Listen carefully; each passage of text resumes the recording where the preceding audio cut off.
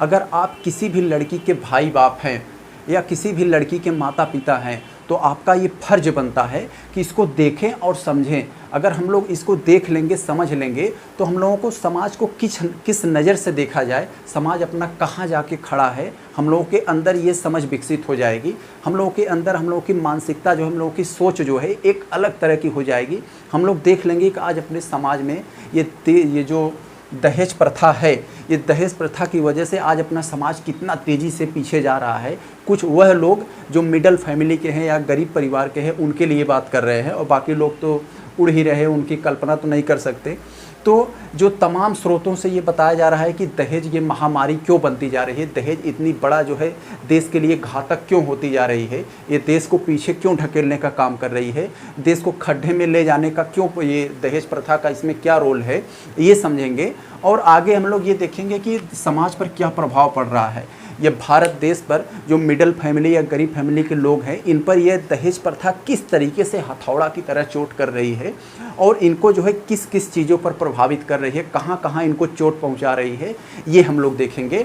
और आगे जो हम लोग देख लेंगे इसके रोकने का उपाय क्या है, दहेज किस किस तरीके से, किन किन विधियों से रोका जा सकता है, इस पर हम लोग अगर डिस्कस कर लेंगे तो यकीन मानिए मेरे भाई, अगर आप एक इंसान हैं तो आपका आँख से आंसू आए या न आए, लेकिन आपका कलेजा तो ज़रूर ही पिघल जाएगा मेरे भाई। तो चलिए हम लोग शुरुआत करते हैं। ये दहेज प्रथा है क्या? तो है क्या, दहेज के बारे में ज़्यादा कुछ बताने की ज़रूरत नहीं है, हम लोगों को पता है। जब भी कोई लड़के वाले लड़की वाले के यहाँ शादी करने जाते हैं तो पहली बात ये देखते हैं कि लड़की सुंदर होनी चाहिए, सुशील होनी चाहिए और गाय होनी चाहिए। और दूसरी बात ये देखते हैं वो धनवान के घर की होनी चाहिए, जिससे खूब ढेर सारा संपत्ति हमारे यहाँ लाए, हम खूब ढेर सारा संपत्ति मांग सके। यही लड़की को लाने के बदले, यानी लड़की भी लाएंगे, उसके साथ साथ जो खूब ढेर सारी संपत्ति की डिमांड करते हैं, मांग करते हैं, जो संपत्ति लाते हैं वही दहेज होता है। तो यहाँ जो है गाय की, जैसे हम लोग क्या होता है, कोई आजकल का समाज का ऐसा मेंटलिटी हो गया है कि ये दोनों चीज़ें होनी चाहिए, सुंदर होनी चाहिए, सुशील होनी चाहिए, गाय होनी चाहिए। गाय का यहाँ क्या मतलब, जैसे आप लोग जानते होंगे गाय क्या है, कि गाय को हम लोग जब चाहें तब उसको दूह सकते हैं, जो भी रूखा सूखा डाले वो खा ले, अगर ज़रा सा भी उपद्रव मचाए तो उसे हम लोग लाठी डंडा से पीट दें। तो इसी तरह कुछ महिला भी होनी चाहिए, वो सुंदर होनी चाहिए, समाज में हम लोग दिखा सकें हाँ हमारे घर में जिसको हम कैद करके रखें तो बहुत सुंदर है। और दूसरी बात ये सुशील होनी चाहिए, उसके तमाम प्रकार के सहुर गुण होने चाहिए, अच्छे से बात करने आता हो और तमाम तरीके का उसके अंदर गुण होना चाहिए। और तीसरी बात वो गाय की तरह होना चाहिए, कुछ बोले ना, जो जितना भी खटाएं, जितना भी उसको कुछ करें, जितना भी प्रताड़ित करें, वो सब कुछ चुपचाप सह ले, और जो है जरा सा भी उपद्रव मचाए तो अगर उनसे पीट पाड़ दें तो उसको भी लिए भी जो है वो विद्रोह न करे। तो इसी तरह की डिमांड होती है। और जो है यही संपत्ति जो है, यही दहेज जो है भारत को किस तरीके से एक नए तरह के महामारी की ओर ले जा रही है, इसको हमारा समझना आज इसको समझने के लिए हम लोग अब बात कर रहे हैं। तो मेरे भाई ये दहेज महामारी क्यों बनती जा रही है, तो दहेज की वजह से आज समाज जो है गरीबी, बीमारी, चिंता, भूखमरी, बेरोजगारी, अशिक्षा, इस सभी की तरफ है। ये दहेज की वजह से इन सभी बढ़ने का जो है एक बहुत बड़ा कारण है। क्यों? क्योंकि जैसे हम लोग कहते हैं कोई भी मिडिल फैमिली का हो या गरीब परिवार का आदमी हो, अगर वो जो चाहता है, अगर वो कमा रहा है अपनी छोटी मोटी आजीविका चलाने के लिए, अपना कोई काम धंधा कर रहा है, कहीं भी कुछ भी कर रहा है, तो उसके दिमाग में एक चीज़ खटक जाती है। उसके एक दो घर अगर लड़कियां हो गई तो एक दो लड़के हैं, एक दो लड़कियां हैं, तो उसकी ज़िंदगी इसी में बर्बाद हो जाएगी। जो कुछ कमाएगा वो चाहता तो अपना उसी कमाई से अपना स्टेटस बढ़ा सकता, अच्छे से खाना खा सकता था, अच्छा घर, अच्छा पहनावा, अच्छी शिक्षा, लेकिन नहीं, उसके दिमाग में ये चीज़ बैठ गई है समाज की वजह से, क्योंकि वो ये इसके दिमाग में ये हल गया है, घुस गया है। क्योंकि वो चाहता है, ये सोचता है कि जितना वो कमाता है उसकी एक बहुत बड़ी हिस्सा जो है बचा के रखता है, क्योंकि बिटिया की शादी में 10 लाख रुपया खर्च करना होगा, वो कहाँ से आएगा। इसलिए अपने ऊपर जो है, अपने परिवार के ऊपर बहुत थोड़ी सी एक काम चलाऊं खर्च करता है। अपने जो है बीमार हो जाता है, अच्छे से इलाज नहीं करवा पाता है, अच्छा भोजन नहीं कर पाता है, अच्छा घर नहीं जो है बना पाता है, बच्चों को अच्छी शिक्षा नहीं दे पाता है, जिसकी वजह से बच्चे बेरोजगार हो जाते हैं, अच्छी शिक्षा नहीं पाते हैं तो दर दर भटकते हैं। तो इन सभी की वजह से, यानी इसका एक बहुत बड़ा कारण दहेज ही है। क्योंकि हम लोग अगर दहेज न देना हो, आदमी जितना कमा रहा हो उससे अपनी ज़रूरतें पूरी करे, तो आसानी से उसकी ज़रूरत पूरी हो सकती है। तो इसीलिए यही जो है क्या होता है कि अगर ऐसा दहेज वाली सिस्टम ना हो, आदमी जो कमाए वो अपने परिवार के ऊपर, अपने लोग के ऊपर खर्च करे, तो ये सभी समस्याएं, गरीबी, बीमारी, चिंता, भूखमरी, आत्महत्या, शिक्षा, बेरोजगारी, ये सभी बहुत ही कम हो सकती हैं और देश के लिए एक अच्छा होगा। अब हम लोग यहाँ देख लेते हैं ये महामारी क्यों होती जा रही है, इसको मैंने देख लिया। यानी दहेज की वजह से, दहेज की जो है डिमांड की वजह से, दहेज का जो इतना डिमांड बढ़ता जा रहा है, उसी की वजह से आदमी अपने ऊपर नहीं खर्च करके वो जो है उसके लिए बचा के रखता है और अपने जो है गरीब, लाचार, भूखमरी, बीमार, इन सब की ज़िंदगी जीता है। तो यही जो है महामारी की तरफ ढकेल रही है। तो यहाँ हम लोग आगे अगर देखें ये समाज पर क्या प्रभाव, क्या इसका, अगर ऐसे ही दहेज प्रथा चलती रही तो आगे चलकर ये समाज के लिए कितना बड़ा घातक साबित होगा। ये जो मिडिल फैमिली है इसके लिए कितना ज़्यादा नुकसान करेगा, इसको हम लोग अगर समझें तो मेरे भाई सबसे पहले इसमें क्या होता है, समाज पर क्या चोट पहुंचा है, समाज पर जो है ये दहेज प्रथा हथौड़ा की तरह क्यों मार रहा है मिडिल फैमिली पर। देखिए मिडिल फैमिली में होता क्या है, अगर उनके पास एक लड़का और एक लड़की है तो उनमें जो है लैंगिक भेदभाव होता है। लैंगिक भेदभाव का मतलब लड़का जो है अच्छे स्कूल में पढ़ेगा, अच्छी जगह जाके बाहर पढ़ेगा, लड़की घर में चूल्हा चौका करेगी, खेत में घास छोलेगी। क्योंकि क्या होता है यहाँ, क्योंकि लड़के को लोग मान लेते हैं कि लड़का पढ़ लिख लेगा तो इसका रेट बढ़ जाएगा और ये जहाँ से शादी करेगा वहाँ से संपत्ति लेकर आएगा। और लड़की को हम लोग चाहे पढ़ाए या न लिखाएं, पढ़ाए लिखाए ना, चाहे पढ़ी लिखी हो या न हो, इसको तो हमारे घर से संपत्ति लेकर जाना है। इसलिए सोचते हैं हम लोग क्यों इस पर खर्च करें, जब कल ये हमें संपत्ति देना ही है, दहेज देना ही है, कल को यहाँ से ये चली ही जाएगी। तो इस तरीके से दहेज जो है, दहेज की वजह से लैंगिक भेदभाव होता है यहाँ पर। अब हम लोग देखें अगली बात, तो ये महिलाओं का जो है करियर बर्बाद हो जा रहा है। कैसे हो रहा है, जैसे एक बेटा एक बेटी है, बेटा बाहर पढ़ रहा है और लड़की भी अपनी माँ से करे माई हम हूँ पढ़ब, जहाँ भैया जाए पढ़त हैं, कहिए बिटिया तू बजाय का करबू, तहार अगले साल बियाह कर दे, चली जाबू घरे, वहाँ अच्छे से रहो। यानी उसको तमाम तरह के जो है ये समाज का ये दे दिया था, का करबू पढ़ के, ये हुए पैसा कहाँ बा, तो हर अगले साल शादी करे के हुए, पैसा कहाँ से आए, बाबू को देखा कैसे जियत हैं। ये सभी जो है उसको जो है तमाम तरह के उसे जो है उसके मेंटलिटी में गलत तरह का वायरस घुसा के और उसके अंदर का जो टैलेंट होता है उसको जो है वो दबा देते हैं घर वाले और जो है उसका करियर बर्बाद हो जाता है। और फिर भी जो यहाँ उसको चूल्हा चौका का ज़िंदगी कर रही थी, आपने किसी के साथ पकड़ा दिया, वहाँ जाके वो है चूल्हा चौका कर रही है। उसके अपने करियर में उसके अपनी क्षमता का, अपने टैलेंट का उपयोग करने का आपने उसे मौका तक नहीं दिया। तो ये हो गया था किस तरीके से महिलाओं का करियर बर्बाद हो जा रहा है। अगर आगे हम बात करें मेरे भाई, तो शादी से प्रभावित यानी बहुत सी ऐसी महिलाएं हैं जिनकी दहेज की वजह से ठीक समय पर शादी नहीं हो पाती है, या तो शादी हो भी जा रही है तो एज निकल जा रही है, और एज निकल जाने के बाद उस महिला का जो है शादी अच्छे घर तो होगा नहीं, किसी बूढ़ ठेल को पकड़ा देंगे, दो तीन बच्चों का बाप होगा उसके साथ पकड़ा देंगे और जो है एक तरह से कह सकते हैं वो बेच दे रही हैं। तो इस तरीके से महिलाओं की शादी में ये दहेज जो है समस्या कितनी बड़ी ये समस्या पहुंचा रही है, ये देखने की बात है। अगर हम लोग अगला बात करें तो ये महिलाओं के विरुद्ध अपराध होता है। यानी हम लोग क्या देखते हैं, महिलाओं को जब से वह पैदा होती हैं और मरने तक उनके साथ हमेशा अत्याचार ही होता रहता है। क्यों? क्योंकि हम लोग देखते हैं बहुत से, अब तो थोड़ा सा ये कन्याओं का, जैसे हम लोग देखते हैं जब जैसे ही पेट में वो जन्म लेती है तो उसका अल्ट्रासाउंड वगैरह करवा के अगर पता चल जाता है हाँ बेटिया है तो उसका वहीं किसी भी तरीके से खेला ख़त्म हो जाता है। लेकिन अब जो है खेला जो है ऐसा बहुत ज़्यादा कानून सख्त हो गया है, ऐसा अगर हो नहीं पाता। अगर लड़की बड़ी हुई तो उसको अच्छी शिक्षा नहीं मिल पाती है, और अच्छी शिक्षा नहीं मिल पाएगी तो क्या होगा, एक लाचार गरीब बेबस की ज़िंदगी जिएगी।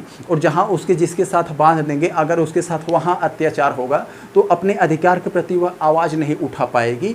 और एक दिन ऐसा आएगा जो है दहेज की वजह से या तो लड़के वाले वहाँ मार डालते हैं, या तो क्या है दहेज की नहीं दे पाने वाले जैसे, या तो पढ़ी लिखी कम है इत्यादि की वजह से जो है वो आत्महत्या कर लेती है। उसको कुछ समझ में नहीं आता कि आगे हम क्या करेंगे।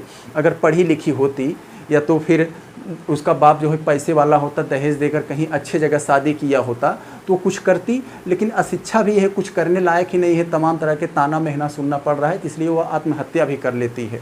आगे अगर हम लोग बात करें तो ये महिलाओं का वस्तुकरण की तरह देखा जा रहा है। यानी क्या करते हैं, लड़के वाले जब शादी करने जाते हैं लड़की वाले के यहाँ, तो वो लोग करते क्या हैं, जैसे हम लोग गाय भैंस अगर ख़रीदने जाते हैं, हम लोग देखे होंगे गाँव में, तो जाते हैं, पहले देखते हैं कितना दूध देती है। जो ज़्यादा दुधारू होता है उसी को खरीदते हैं। फिलहाल ये गाय भैंस है यहाँ पर, तो ये चल जाता है। इसी तरह से लड़के वाले जब लड़की के यहाँ शादी करने जाते हैं तो सबसे पहले देखते हैं कौन ज़्यादा धनवान है। अगर उसका पैसे वाला कम है, अगर थोड़ा सा इधर उधर कहेंगे नाक टेढ़ी है, नाटी है, ये है, वो है, तमाम तरह के जो है उसको जो है तमाम लांछन लगा के रिजेक्ट कर देते हैं। और यदि वो पैसे वाला है, बहुत ज़्यादा धनवान है, तो वो करते क्या है, तो उसके साथ कि लड़की नाटी वोटी है, कुछ भी है, थोड़ा सांवली है, चल जाएगी, बस दहेज मोटा मोटा उनको मिल जाए, झोली भर के उनको दहेज मिल जाता है, तो सब चीज़ें एडजस्ट हो जाती हैं। तो ये हो गया। इस तरीके से महिलाओं को एक वस्तु की तरह देखा जा रहा है, न कि एक महिला की तरह। और अगला हम देखेंगे परिवार पर बोझ। महिलाएं जो है बचपन से ही अपने परिवार पर बोझ बनी रहती हैं। और अगर हम लोग इसको रोकने का उपाय देखें, ये किस तरीके से रोका जा सकता है, ये दहेज रोकने के क्या क्या उपाय हो सकते हैं, अगर हम लोग इस पर अगर नज़र डालें तो क्या होगा। देखिए, ये सख्त कानून की ज़रूरत है। एक सख्त कानून क्या होता है, हम लोग कानून बनाकर किताबों में रख दिए हैं। कितना जो है दहेज गांव में खुल्लम खुल्ला दहेज की लूट हो रही है, कितना ज़्यादा यहाँ पर जो है पुलिस प्रशासन ये सब छापा मार रहे हैं, कितनी ज़्यादा जांच हो रही है ये इसकी। आप लोग देखे होंगे गांव में कुछ नहीं हो रहा है, सिर्फ कानून बनाकर पड़ा है। अगर सरकार ये ज़मीनी स्तर पर इसे कानून लागू करे, यानी ये सब दहेज वाला मामला, बाल विवाह वाला मामला, ये सभी मामला अगर ग्राम प्रधान वगैरह, मुखिया को, सरपंच को, इन सभी को दे दी जाए और उनसे एक इतना बहुत ज़्यादा कड़ाई से लागू करवाया जाए कि अगर एक भी दहेज वाला शादी हो गया तो आपकी प्रधानी नीलामी कर दी जाएगी। तो इस तरह से प्रधान जो जाके सोफा पर बैठते हैं, तो प्रधान जो है, क्योंकि प्रधान को सभी पता होता है, उसके बहुत ज़्यादा गांव से ही जुड़ा है, उसको बहुत सारी चीज़ें पता होती है, ये कहाँ क्या हो रहा है, लेन देन। तो प्रधान, सरपंच, मुखिया, ये लोग जो है बहुत ही, अगर इनको अधिकार मिल जाएगा, इनको पावर मिल जाएगा, तो बहुत ही जो है सख्ती से इसको लागू करेंगे और बहुत बड़ी जो है ये दहेज वाला सिस्टम जो है इसमें बहुत बड़ा सुधार होगा। और आगे हम लोग देखें, ये महिलाओं को शिक्षित करें। अगर महिलाओं को ज़्यादा से ज़्यादा शिक्षित करेंगे तो उनको जो है अपने पैर पर खड़े होने की उनकी संभावना रहेगी। तो लड़के वाले भी क्या करेंगे कि भैया चलो अच्छा बिना दहेज की शादी कर लेते हैं, कल को यह नौकरी पा जाएगी या कहीं खड़ी हो जाएगी तो अपना जो है घर परिवार वैसे ही जो है अच्छे रास्ते पर चला जाएगा, वैसे ही हम लोग सुधर जाएंगे। तो इस तरीके से महिलाओं को जब शिक्षित रहेगी, वो आगे उनका भविष्य अच्छा रहेगा, तो कोई भी उनसे शादी कर लेगा।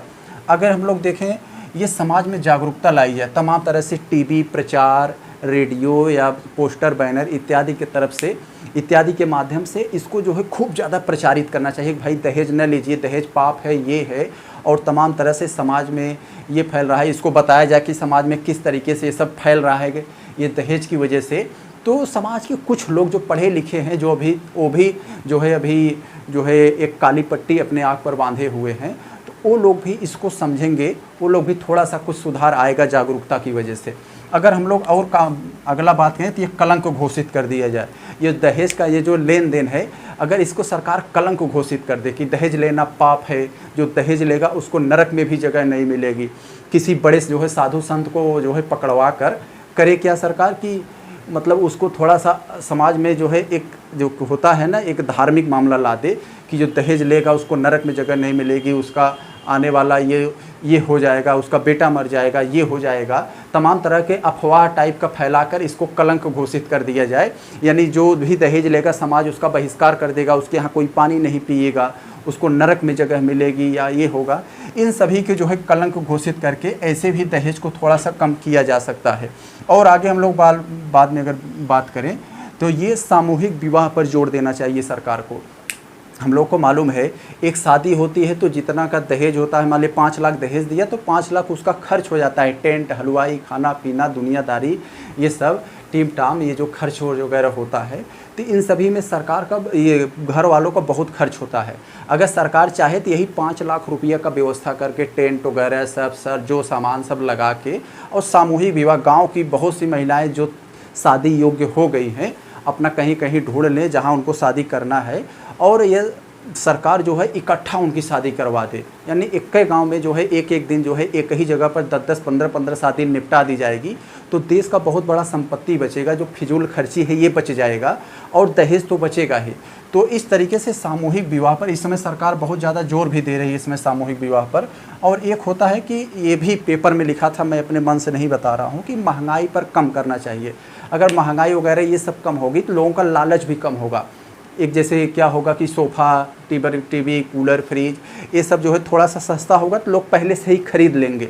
तो उनको ये नहीं लगेगा कि हमारे बेटवा की शादी करब तो उमा मिले तो वहाँ से हम लोग हमें लगे हो है टीवी, कूलर, फ्रिज, पंखा, बेड, ये सब। अगर ये लोग सस्ता रहेंगे, सब ये जो तमाम प्रकार के सामान होता है इन पर कम महंगा होगा तो लोग खरीद लेंगे और ज़्यादा इसकी डिमांड नहीं करेंगे। तो ये होता है, ऐसे ही हो रहा है ये अपने समाज में। और समाज को हम लोग देख लिए किस नज़र से देखना चाहिए, ये महामारी क्यों बनती जा रही है, समाज पर इसका क्या गलत प्रभाव पड़ रहा है इसकी दहेज की वजह से, और हम लोग ये दहेज रोकने के क्या क्या सख्त कानून जो है अपना सकते हैं, क्या इसको दहेज को रोकने के लिए रास्ता अपना सकते हैं, इसको हमने देख लिया। तो मेरे भाई कम से कम अपने आपके घर अगर कोई बहन या बेटी है तो उसके लिए आपका एक लाइक और एक शेयर और एक कमेंट तो बनता ही है। नमस्कार।